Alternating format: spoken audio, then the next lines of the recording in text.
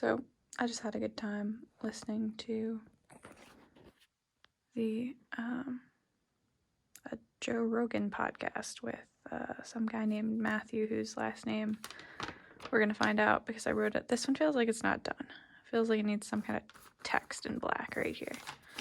That's some hearts. This one's really cool. I really like this. I like, yeah, that was like an afterthought, but this one just has so much movement and it makes me really happy. Oh, I did sign it. Yeah, I just signed it in a subtle way. Matthew Walker was his name. Practice with a night of sleep makes perfect. And the thing that I like about this one is these little gradients that got into these brush strokes, and also these little things that look like dinosaur feet. But it was really just me kind of stabbing the paper with my brush, and I thought they were gonna make polka dots, but instead they made dinosaur feet. Heck yeah. This one's really cool. It reminds me of like an audio symbol. And I was kind of surprised that I ended up liking these little almost like X things and these hearts up here. These little loops, they just feel really cool. I was just talking about the guy was talking about melatonin as the hormone of darkness, and I just I don't know. It ends up looking like the heart of darkness on this, but talking about how it's just really important and how an hour of reading on an iPad apparently sets your like melatonin time frame back 3 hours. And so I don't know, I think something I want to experiment with in the next week or so is just maybe being I say maybe being more judicious with screen usage at night and kind of giving myself a shutdown time, because often I'll get ideas, and one of my ways of getting my ideas out is to go to my computer or go to my phone. And I'm thinking that maybe I need to have some kind of relationship with a non-phone thing. Either that or like just develop more of a trust that, you know, if the ideas are important, they'll come back, or I don't know. I'm going to try to figure it out, because there is this desire to create and produce late at night that happens. And maybe that means that I need to structure more of it into more of my day. I don't know. I also talked about the importance of naps. And I think, is this the last one? Yeah, this is the last one. I think I am going to go take a bit of a nap.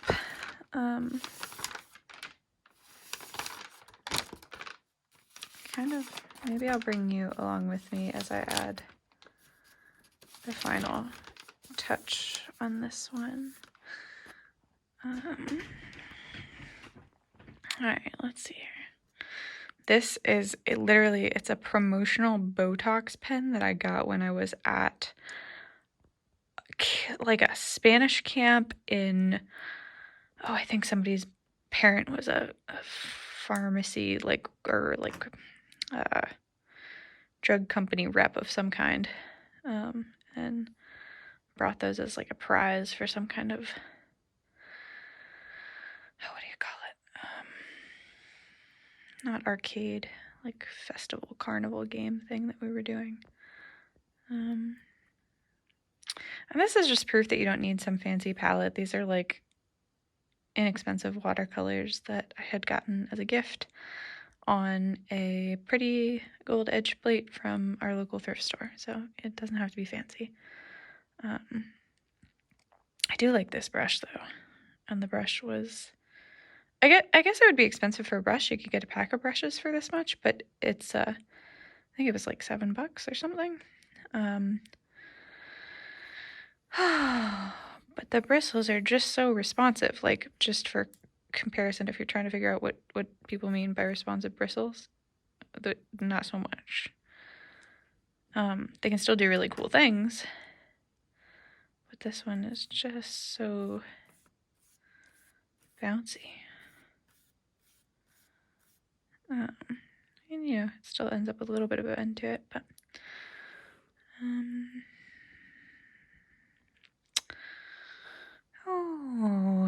That's a classic.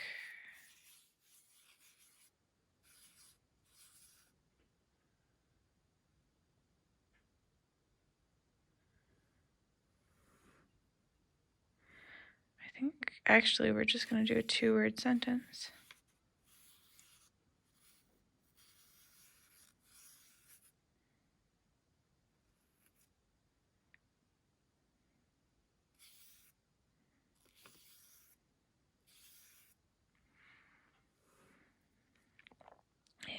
And a little heart. And a little signature. It's weird to do this through my phone because there's ever so slight of a lag of me painting and me seeing what I'm doing.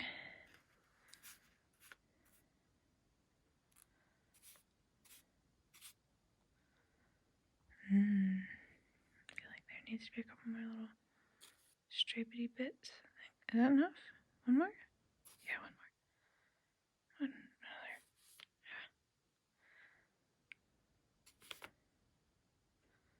Oh, and then it kind of melts with these stripedy bits. That's cool.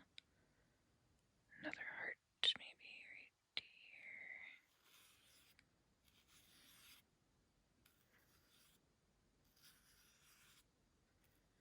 here. Yeah, it's definitely a different experience doing it through the camera. That's cool. Okay. And I'll do a little bit more over here. Yes. Very nice. Okay. Here we go. Oh, I need to assign this other one. Here we go.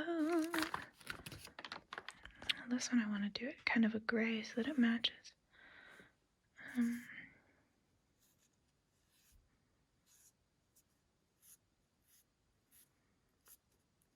Could I have set up a tripod? Sure. Do I want to? No. Do I care about your experience? Yes. And if this is not the experience you want to be having, I hope you go find someone who put their camera on a tripod if that is what you are seeking in your moment. But as previously stated, I have a certain motivation to go and finish this up for the moment and take a nap. Oh, beautiful. Okay, here we go.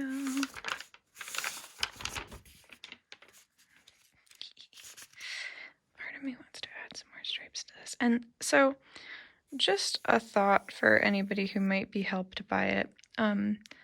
If you're painting things and, oh god, no, I'm trying to do it through the screen and also not, there are no errors, first of all. There's no way you can mess anything up. Second of all, in the immortal words of Mary Oliver, you will hear me quote me all the time. You will hear me quote me all the time. You will hear me quote her all the time. You don't have to be good. You don't have to walk through the desert repenting and talking about how, your art doesn't measure up, blah, blah, blah. You just have to let the soft animal of your body love what it loves, which in this case, I love adding more and more details to things until they look really cool. And if they don't get to a point where they look cool, I will often find that I'll come back to old sketchbooks and, like, if I do outline work, maybe I do painting. If I did some kind of blobbity painting, maybe I come back in and I do outline work. Like this one literally has wax in it from this candle that has, seen better, or not better days. I mean, it looks beautiful over there in its decay. It has served a marvelous purpose and has brought me a lot of light and joy into my life.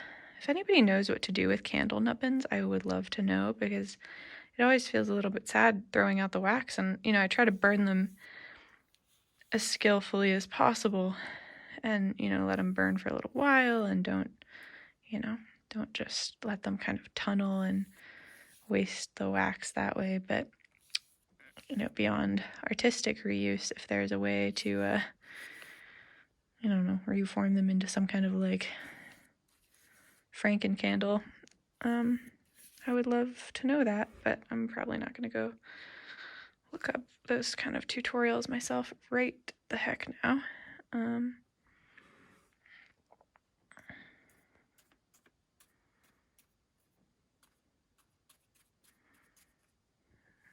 This is getting kind of muddy. That's interesting. The hormone of darkness. Darkness is very important. Shadow is very important. Mud is very important. There's that saying, no mud, no lotus. Well, here we go.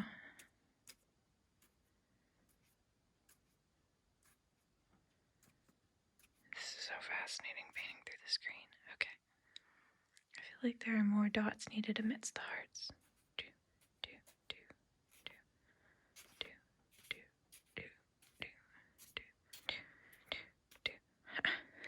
Magnificent.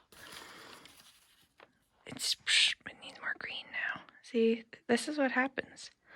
There gets to be a sense of needing a balance, and then I'm just in it, and you just gotta keep doing stuff until you don't want it anymore. Yes. Very good. I love making art while I'm listening to things. There are some people who are like, oh my god, I have to focus on my art, and I'm like, you know what, I trust my hands to do whatever they're gonna do. And you know, you can tell me this is not good art, and that's fine. You can do that. I love it. I think it's very fun. I think it's very expressive. And yeah, it uses similar shapes all the time, and it's not trying to be of something, but it's a portrait of what my hands can do. And aren't they fascinating? And they don't have to do something that nobody else can do. They just have to do what they're gonna do. Because you could make a version of this. It would never be the same as this. Although I dare you to try. It'd be really cool to have somebody try to pull a Borges and, like, you know, whatever your name is, author of the Quixote, all at this. That'd be great. That's a short story. You might enjoy it if you like the idea of, like, forgery and plagiarism and trying to do things that other people have done, but in your own way. Now it looks like a rainstorm of color. Beautiful. I love it. I really want it. Yes, that is where we wanted that. Very good. Do not have to be good, but sometimes you are incidentally good, and that is deeply enjoyable and gratifying. That's enough. Okay. I feel much better about that. That has much more movement now. Yeah, that one's fine. It's not as intricate as the other one, but that's fine. Oh, I love that one. That one, this one just feels very friendly. This one feels very simple. Like, it feels like it lacks something. Maybe it needs some yellow. Some of this goldy yellow sleep. Ooh, yeah, that adds some nice dimensionalness.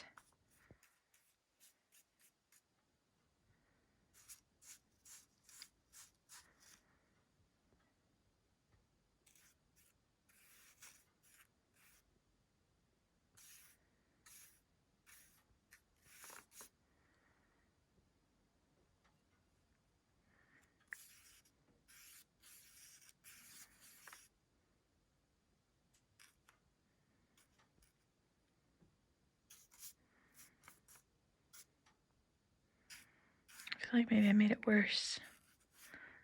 Or maybe I like it less now. Nope. Actually, looking at it from behind the cat. Yeah, this is nice. That's just very bright, so that means the other ones can be bright to balance. And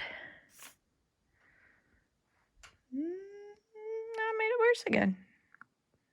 But I'll warm to it, or I won't. And that's okay. You don't have to like everything that you ever make. Just let yourself mess around with things. think the next one's the blue one that I like. Oh, I likes it. I likes it very much. That one's very calming to me. The orderly progression of time, decorated with love. Oh, it's music. That one's great encouragement. I think we'll end with that one, but this was the first one. It was very interesting. The Matthew was talking about basically we lose our minds when we go to sleep. We're affectively labile, which basically means just like having kind of a mood swingy bounciness. And then we forget what we dream about, and we have delusions and think about things that aren't there and experience things that aren't there. And then we have amnesia. And so if you ever think that you're totally sane, you're probably very out of it for at least 8 hours out of the day. And it was really fascinating because he talked about how our minds have a hunger for REM sleep and have a hunger for dreams. And apparently both marijuana and alcohol will suppress dream sleep, but our bodies will actually kind of like click over into that in a big way when, you know, somebody who has been using either of those then doesn't have that in their system. Apparently it will kick in a bunch of dream sleep, which I had no idea about, but it makes sense if that is somehow important, which I think it is. It feels important. And also talking about like ultra marathon runners and the experience of, you know, being 3 days with very, very minimal sleep. And there having been this ultra marathon runner that Joe was interviewing, and she was saying, yeah, you know, yeah, like I hallucinate while I'm running. Like it's, you know, I end up talking with rabbits and stuff, but you know, I just keep going and I just assume that that's going to be the reality for a little while. And I think that, like, I don't know, there's something there. There's some wonderful acceptance that it's like, yes, okay, this is apparently just what my body needs to be doing right now or is doing right now. Not even about like need or any kind of judgment on that perspective. It's just like, okay, this is what's happening. So, you are. I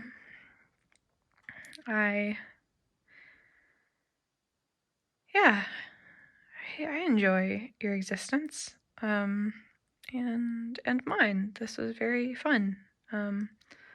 Also, like, if anybody's like sitting here being like, yes, like, what are these other mysterious substances? This is a mac and cheese tray from this delicious mac and cheese that I made last night, and that I think is a coconut oil jar, and that is a giant pickle jar, and I love it. It is the most wonderful tea drinking vessel. So this has been some art time with me. I hope you've enjoyed it. I hope you're having a beautiful day. Bye. I'm gonna go now and take a nap. It's gonna be great. Okay.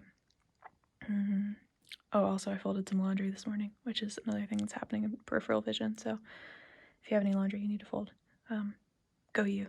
Do it. I'm so proud of you. Okay, bye.